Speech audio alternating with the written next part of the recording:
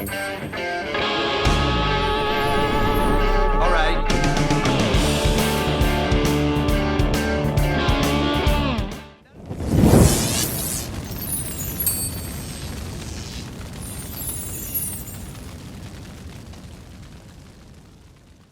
The show was at a dormitory lounge at Lane Hall at the University of Delaware.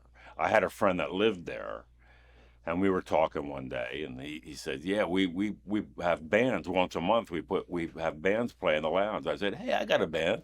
At that time, we weren't really a band. We just jammed a couple times, you know. He goes, "Well, hey, if you guys want to play, you can play the next one. It's December 1st, and we pay you $150." I'm like, "Okay."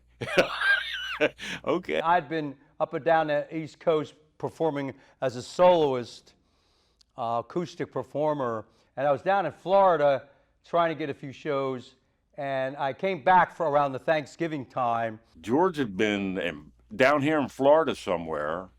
I don't know where, but he was down here playing, and I hadn't talked to him, but didn't know how to get a hold of him, right? So it's like he gets home, calls me, he goes, "Hey, I'm back home." I said, "Oh, good, man. I'm really glad you're home because we got a gig in like 3 days."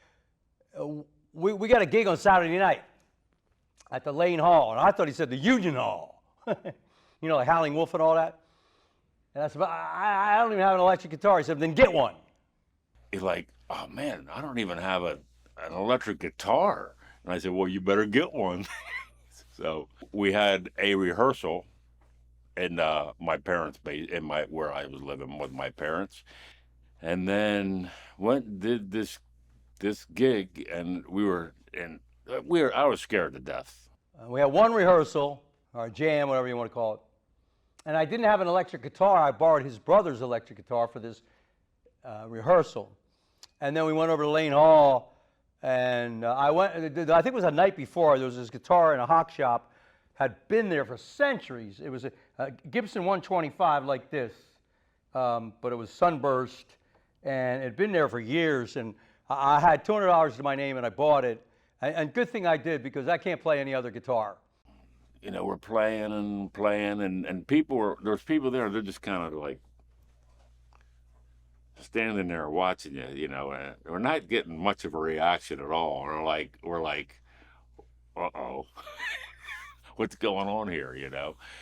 And then it was like somebody flipped the switch, and just everybody just got out and started dancing. And we're like, "Oh, okay, we're doing it good enough," you know. So We went in there, and we know about 3 songs, and I have to say we kicked butt all over the place. it was a learning experience in that sense that you don't have the confidence, or I didn't have the confidence to really know if we could pull it off, you know. And then we kind of felt like we could, you know, once we sort of getting some kind of reaction out of somebody, you know. And the next day we talked and said, "Yeah, I think we could make a go of this." Because I had been doing well playing in acoustic, well meaning I was well received. You know what I'm saying, fellas? Well received.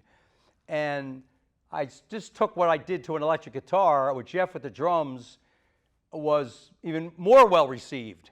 And there were people who weren't blues people, but they really responded to what we did.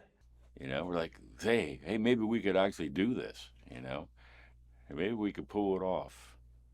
But as a matter of time, we knew we would catch on.